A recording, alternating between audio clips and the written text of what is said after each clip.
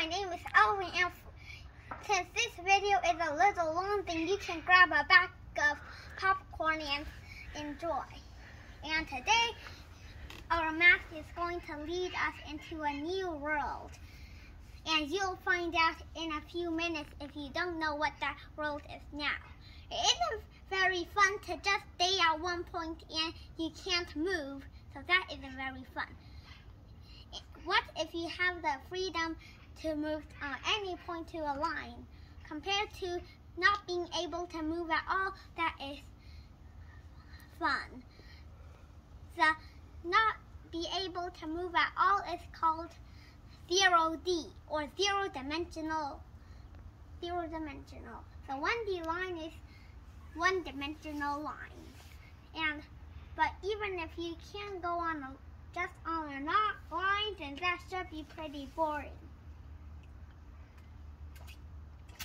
So instead, you have the freedom to go on any place on a flat plane, like the surface of the swimming pool over there, if it extended forever.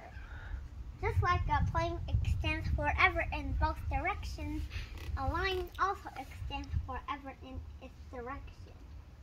But that one doesn't extend forever.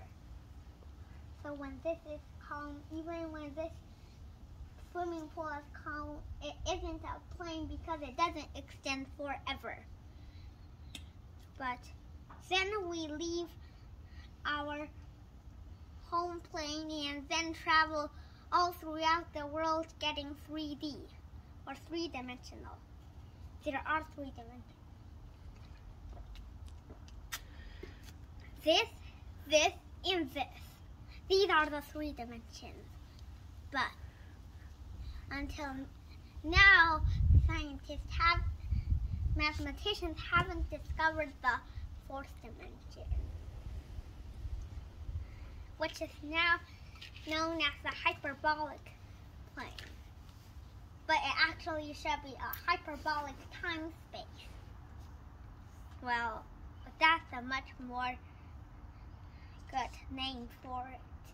Anyway, today we are going into the hyperbolic world to explore. The simplest figure is probably the hypertetrahedron, which is just a tetrahedron that shrinks until it's just a dot. And the 4th dimension, by the way, is space. So now you know, or actually time. So now you know what world we are going to today.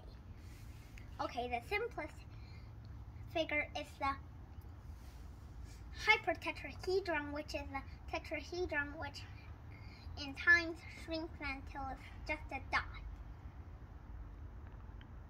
Then the two after it are the hypercube, which is a cube that also shrinks smaller, and also a cube which moves through space.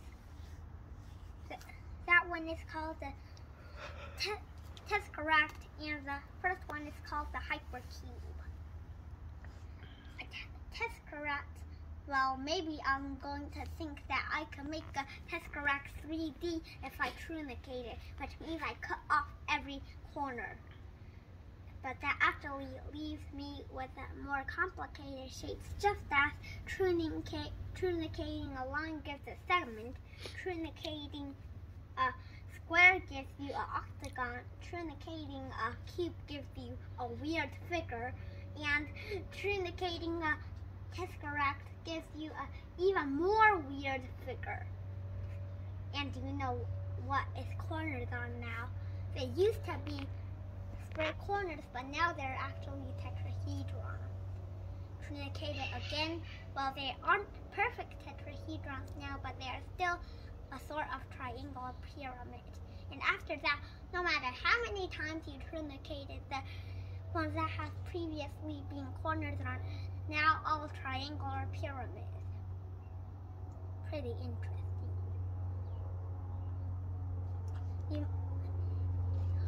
I will make a video that explains the 5th dimension in the future, but now let's just focus on the 4th dimension. And just for fun, the 5th dimension is actually created creating copies, not just moving, but also creating other copies which also move. And 4D figures are also in time, and every 3D figure can have an extension which turns it into a 4D figure. Just as every 2D figure can have an extension that turns it into 3D, or actually two. Just like every 3D figure has two extensions which turn it into a 4D figure. They actually aren't really called figures, but I just like to call them figures. Okay, now the 4D figures over there take over time, just as time passes, the ripples move in the swimming pool, right? Yes, they do move. Or as time passes, the sun moves across the sky. It's actually that we move across the sun.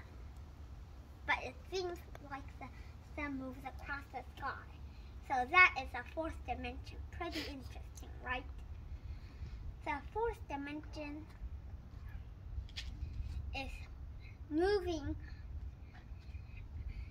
and the fourth dimension moving is just like I start over here and then I move over here.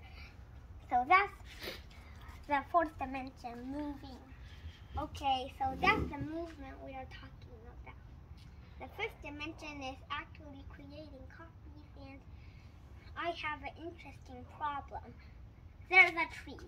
The tree grows into 8 branches every year. It starts off having 1 branch, and then after each branch grows into 8 branches. Each highest branch produces a seed. And then the seed falls into the ground, which makes another tree of the same kind. But it doesn't start growing until the year has passed. If it starts off, if there's only 1 tree at the beginning which only has 1 branch, then how many trees are there after 5 years? That actually isn't very hard. It's just it is very hard, but it's just a 9-dimensional problem. A 9-dimensional problem. But if we reduce it into just 2 years, then we actually get a 5-dimensional problem that we are going to talk about in the next video. And the 4th dimension can also create fascinating figures. Now, just as if you flatten a 3D figure, you get a 2D figure, there is a way to flatten a 4D figure getting a 3D figure. There are 2 types. For shrinking shapes, you just get the shrinking shape to be bigger and bigger until it's just the original shape. And for moving shapes, you just put the moved shape just back into its original position. And then every 2D figure can be shrinked into a line. But actually, they are shrinked into a segment, right? And a segment can be shrinked into a single point. And as we are going to talk about in the 5D video, a 5D figure can also be shrinked into a 4D, which can be shrinked into a 3D, then into a 2D, and then into a 1D, and then into a 0D. So after all things in the universe can be just shrunk down into a point. And so that's where one of the paths goes in. And the 2 ways to make an extension of a 3D figure is to just shrink it or to move it. 4D figures are much more harder to describe than 3D figures if it's just a common kind. They not only have shape, but they also every of those has a vector which determines the place its center moves. So we also not only needs to describe the shape itself, but also to describe its center vector. While for 3D, we just have to describe the shape.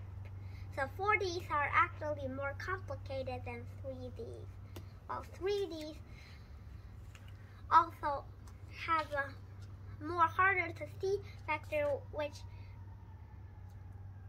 starts from the center of a face and then goes to the center of the opposite face. And if there are no opposite faces, then it just goes to the opposite corner or edge.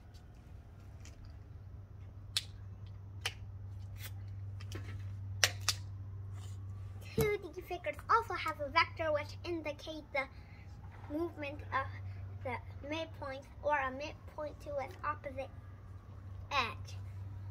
And 1Ds are just vectors, while 0Ds don't have any vector because they are just small and they are the simplest form.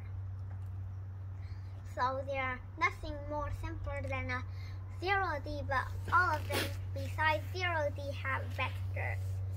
Or actually they have more vectors. If actually the more dimensional they are, they have more vectors because after shrinking it to a lower dimensional figure, it still has a vector. So that's where it all goes. That's another path. And that swimming pool over there is just like 4D, where it also has a vector going from one side of it to the other side, since the ripples move. After shrinking it down to a 3D, the vector it has is from top to bottom. Then shrink it into a 2D and it'll be from left to right. After shrinking it to a 1D, it's just that line again. And then we shrink it into an entire point. So all dimensions can just be shrunk down into a 0D. So then, after all, everything can be simplified into a 0D. But that's not it. After expanding, there are different ways to expand a 0D, but all of them shrink into a 0D the same way. So after all, a 0D shape cannot just be simply defined because all of the shapes expand from 0D in different ways. So that's it for today.